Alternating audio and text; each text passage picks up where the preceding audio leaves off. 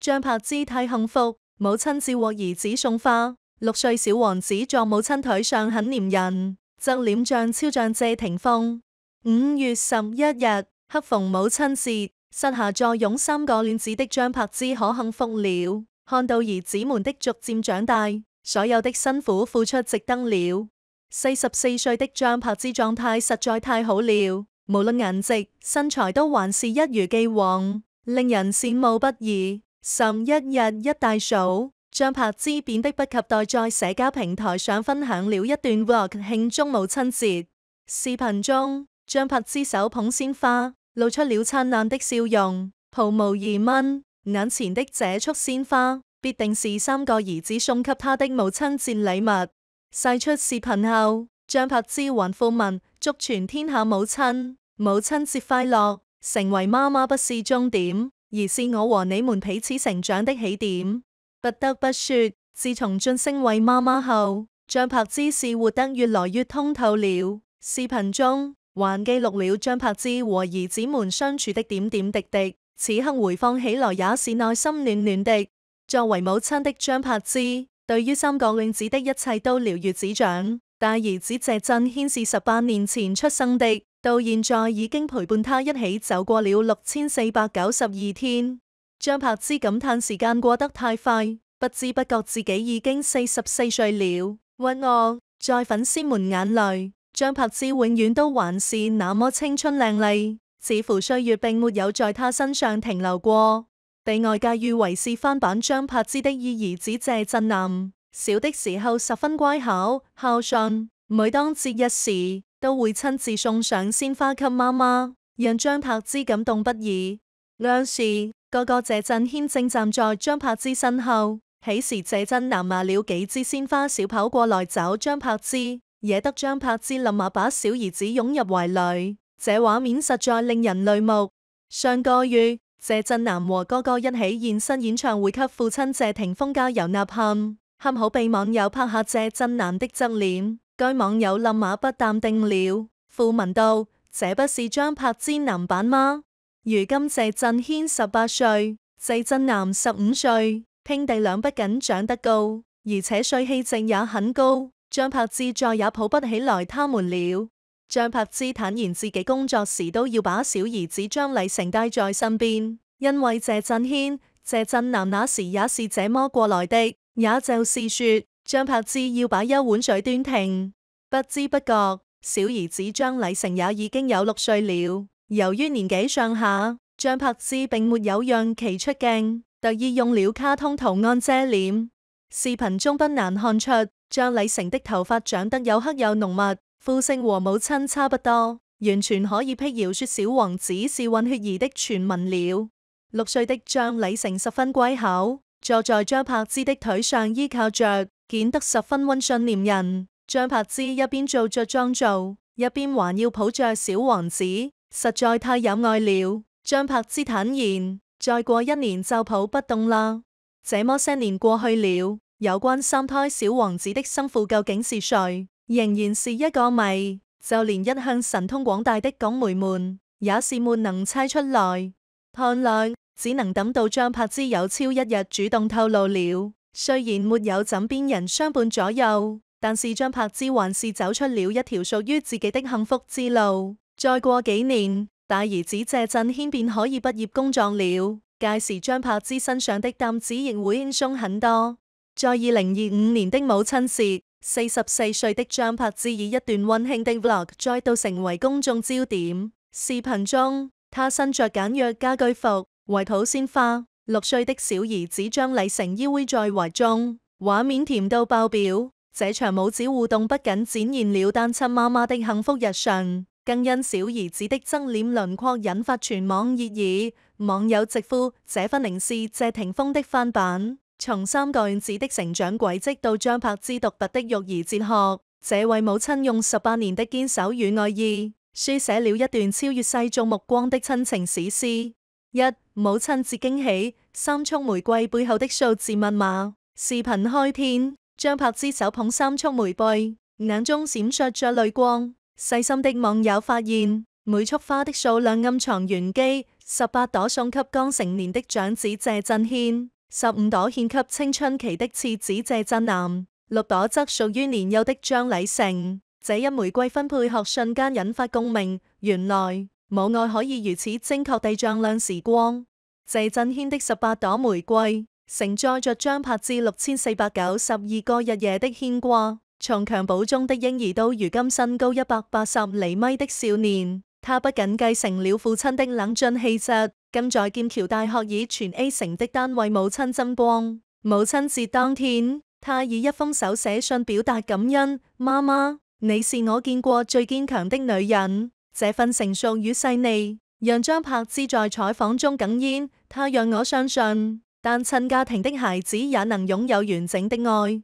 次子謝震南的15朵玫瑰，則與一場排球賽緊密相連。母親節當天，謝霆鋒的演唱會後台，謝震南作為校隊隊長率隊奪冠。中場休息時，他仰頭喝水的側顏被鏡頭捕捉，微捲的劉海被汗水浸濕，高挺的鼻梁與下頜線與父親如出一轍。網友驚呼：這簡直是謝霆鋒2.0。而張柏芝在社交平台曬出兒子比賽視頻，配文：我的男孩正在成為自己的光。最令人動容的是張禮成的6朵玫瑰。視頻中，小兒子坐在母親腿上，黑髮濃密如綢緞，皮膚白色透亮。當張柏芝哼唱《魯冰花》時，他輕輕上將母親的臉頰，奶聲奶氣地說：媽媽，我愛你。儘管面部被卡通圖案遮擋，但側臉輪廓與謝霆鋒童年照高度重合，高聳的眉骨、深邃的眼窩，連嘴角上揚的弧度都如出一轍。這一畫面讓3胎生父的舊聞再度犯沖，但張柏芝的回應依舊雲淡風輕，孩子的笑容就是最好的答案。2. 育兒哲學，從人體登山繩到碎片化陪伴法。在娛樂圈的聚光燈下，張柏芝的育兒方式堪稱反焦慮教科書。她曾自嘲是人體登山繩，無論工作多忙，3個原子永遠像藤蔓般纏繞在她身上。拍攝廣告時，她讓小兒子坐在化妝台上玩積木。接受採訪時，長子謝震軒會突然遞上一杯溫水。次子謝震南的鋼琴比賽，他場場不落，甚至在後台為兒子馮寶演出服的紐扣。這種黏人式陪伴背後，是張柏芝獨創的碎片化陪伴法。在 Vlog 中，他一邊畫眼線，一邊給小兒子講解薛定諤方程。選機時，他帶着兒子在機場書店做數學題，甚至在登山途中，他背着兒子背誦滕王閣序。這種見縫插針的教育方式，讓網友驚嘆：原來高質量陪伴不需要整塊時間。更令人欽佩的是他對3個亂子的一視同仁。大兒子留學期間，他每天視頻輔導功課；次子青春期叛逆，他報名心理學課程；小兒子年幼，他無論工作多忙都帶在身邊。這種端水大師的平衡術，讓3個孩子親密無間。謝震南曾在採訪中說：媽媽教會我們，愛不是獨佔，而是分享。3. 基因謎題，3胎生父身份在引猜測。儘管張柏芝對3胎生父的身份始終緘默，但小兒子的長相卻讓輿論場再度沸騰。視頻中，張禮成的側臉輪廓與謝霆鋒童年照高度重合，同樣的高鼻梁，同樣的薄唇，甚至連耳垂的形狀都如出一轍。網友翻出謝霆鋒幼年與母親狄波拉的合影，驚呼：這簡直是3代同堂。事實上，這並非張禮成首次因長相引發熱議。2023年，張柏芝真被拍到帶小兒子在新加坡遊玩。到時，張禮成的正面照雖被卡通貼紙遮擋，但白色的皮膚和圓潤的眼型已初見端倪。有網友將他的照片與謝霆鋒童年照判接對比，相似度高達80%，更有甚者，將謝霆鋒、謝震軒、張禮成3人的童年照並排展示，調侃謝家基因誠不可欺。面對輿論，張柏芝的回應始終從容。他曾在節目中說：孩子的父親是誰不重要，重要的是他們叫我媽媽。這種豁達的態度，讓原本尖銳的猜測逐漸轉化為祝福。正如網友所言，在這個充滿算計的世界裏，張柏芝用母愛守護了最純粹的親情。4. 單親媽媽的逆襲，從輿論風暴到人生贏家。回望張柏芝的18年育兒路，她曾站在輿論的風口浪尖。2007年，她與謝霆鋒離婚後獨自撫養兩個嫩子，被嘲諷豪門欺負。2018年，她未婚生下3胎，被質疑借子上位。面對非議，她選擇用行動回應，答應子們遷居新加坡躲避狗仔，親自下廚做營養餐，甚至在片場背奶被拍也毫不避諱。如今3個嫩子的優秀表現讓所有質疑煙消雲散。長子謝震軒以全 A 成績考入劍橋，次子謝震南是教排球隊隊長，小兒子張禮成雖年幼，但已展現出過人的語言天賦。張柏芝在採訪中笑稱：我的兒子們是我最好的作品，而他自身的蛻變同樣令人驚嘆。44歲的他，顏值與身材依舊胖打。社交平台曬出的健身照中，馬甲線清晰可見。他創立了自己的服裝品牌，投資房產身家過億，更在綜藝中以高情商圈粉無數。正如粉絲所言，他不是被命運垂青的幸運兒，而是親手改寫劇本的大女主。5. 母愛無界，當父親角色由母親保衛。在單親家庭中，張柏芝承擔了雙重角色，她既是溫柔細膩的母親，也是果敢堅毅的父親。大兒子謝震軒曾透露，母親會教他修理自行車、換輪胎。次子謝震南的滑板技巧，是張柏芝陪他在停車場練出來的。小兒子張禮成的第一聲爸爸，喊的其實是媽媽。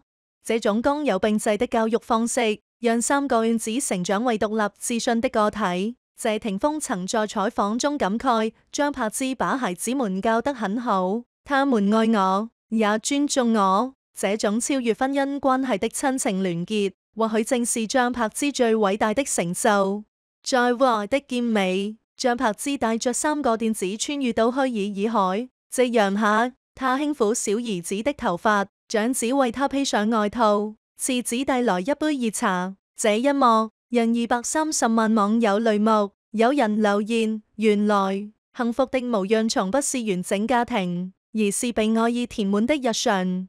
無論是時光的禮物，從2007年到2025年，張柏芝用18年時間證明，單親媽媽也可以活成傳奇。她的幸福不在於婚姻的圓滿，而在於3個兒子眼裏的星光。她的成功不在於事業的巔峰，而在於孩子們喊出媽媽時的依賴。在這個充滿不確定性的世界裏，張柏芝的故事像一束光，照亮了所有在困境中掙扎的母親。它讓我們相信，愛可以跨越血緣，衝破偏見，成為生命中最堅韌的力量。正如他在母親節文案中所寫：成為媽媽不是終點，而是我們彼此成長的起點。這或許就是母愛最動人的注腳。